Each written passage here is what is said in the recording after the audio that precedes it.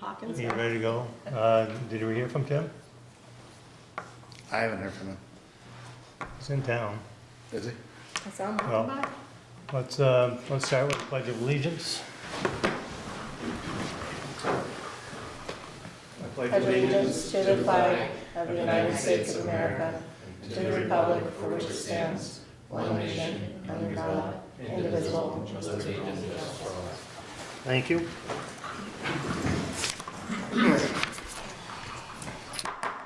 Okay, we're going to get started on with a presentation of two bond articles for voters. Article 1 is a stormwater improvements. Chip, will you be giving the overview on that? Yes.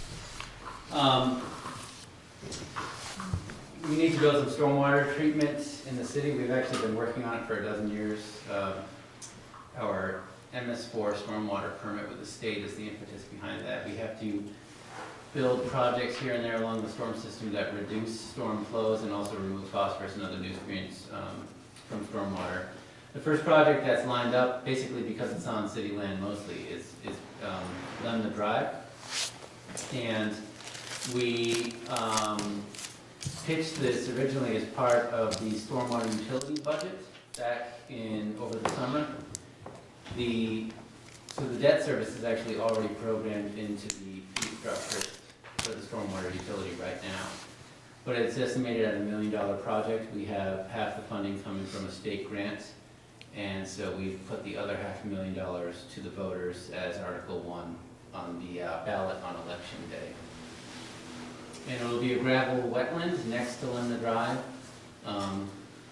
with a outfall to the stream there, just past the bridge, and the water will be treated before it reaches the stream.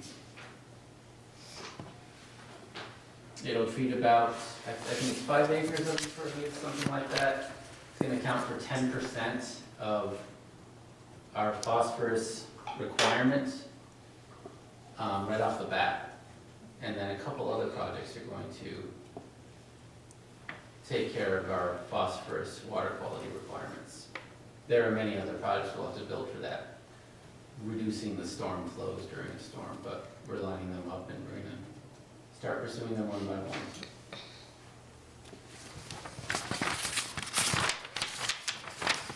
I know where Grayson Stevens is, but where's Brook crosses the city down to the southern tail. okay.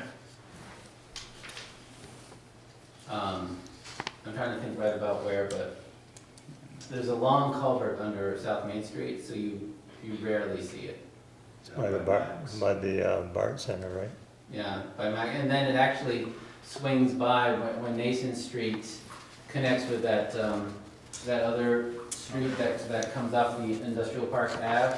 Brook is taking a left turn in that area. It's on the south side of Nason Street in that area. So is this where, did you say it was on Lemna? Yep, Is it where Public Works cleaned out some trees? and it is in fact, yes. Site prep. Yep. And it's on the south side of the brook? South side of the brook, west side of the road, street. Okay. Between Potter and Fairfax, I found it. Oh, Brook, yeah, Yeah. yeah. Okay.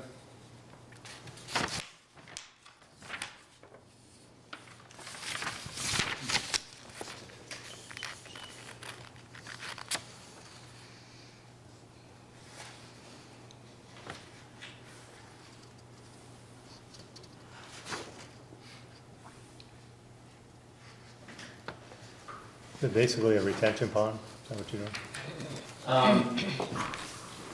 It does kind of the same thing, but the practices have moved on from retention ponds to what's called a gravel wetland, where you bring in a lot of river rock. So you see a lot of large stone and gravel in a basin. You put in some plants, you intentionally plant some plants, put in some native soils. There's not supposed to be a lot of standing water in there 100% of the time. It's supposed to fill up during a storm and slowly filter out after the storm's over. similar to the one up at exit 19 on ramp. Yeah, right. Good.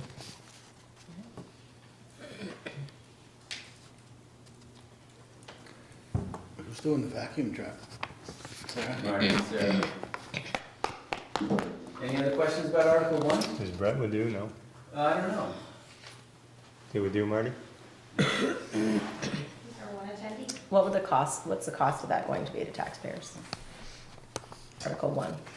Article 1 will be $500,000 of debt service to, as part of the stormwater utility fee. Okay, So it's more than taxpayers because. so all it's property- users.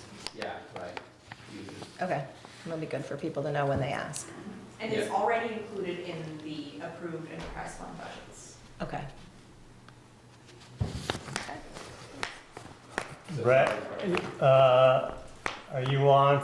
Do you have any comment on this?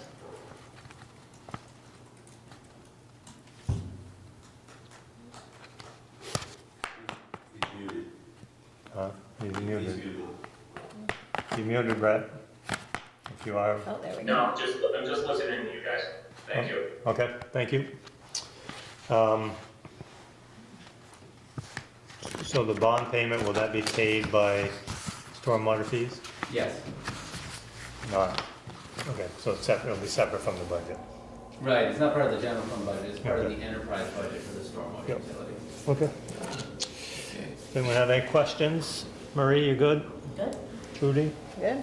Eric? So, Dom, you good? Good. This is the first time you're hearing about this? I'm a little surprised. All right, Thanks, Thank Chip. you. thank you, Chip. We'll move on to Article number 2, which is purchase of a new vacuum truck. Ready up on seat? The seat's fine. We've got a 10-year-old vac on now. We took delivery of it in August of 2015. We're looking to upgrade. The truck that we have now has a 5-yard tank on it. The truck that we'll be getting has a 12-yard tank on it. It'll have 200 gallons more capacity to store water on. So when we jet sewer lines, we don't have to go back to the shop and fill our tanks. We continue jetting, we should be able to get a lot more done. The other option on this truck that we'll have on this new truck versus the old truck is the ability to pump off water if we're on a water break. Right now, once the truck is full, we have to bring it down and dump it. This one here, we can pump off the water into a catch basin or a ditch or something. Solid stay on the truck, but we have the ability to pump the water off. So it'll be a tandem truck. We'll get 3 bids on it. Vector, VACON, and then another mechanical. Hydraulic. And the article's asking for approval to borrow up to $750,000 to make that purchase. We'll take off any trade-in or sale value we can get on the old one. And this is also already included in the rates of the water, sewer, and stormwater budgets for the year. How old is the truck that you want to get? Is it brand new? Yeah. It'll be a brand new truck. And then it should be able to last. Another 10 to 12 years. Okay. Life. This one here is starting to, we had to put new tires on it. The tank leaks, we've had to rebuild the blower motor. So it's just now starting to get to the point where you're having to put money into it. And there is, we've been approached by a couple of other smaller companies that are interested, heard we're going to be getting rid of it, so there is interest in it. So when you pull solids, right? How do you have to dispose? Do those have to be set aside, or what is the? We've got a site down at PW that we put them in and then we let them age and test them, and then we can release them. If we're on a active sewer leak, we can dump it into our trunk line down on Olive Street. And the sewer line will treat it. Okay. Well, and it sounds like with this truck, you might recognize some efficiencies around work for your crew? If Yeah, you're not having to we're come gonna- back and dump the water? Well, that, we're going to get it'll be a magnet on it to lift manhole covers. Right now, our guys do all that manually. Mhm.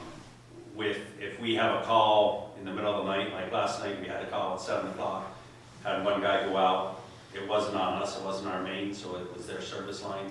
But if it was our main, he could go by himself with the truck. Now, we usually call in another guy, have two guys come in and deal with it.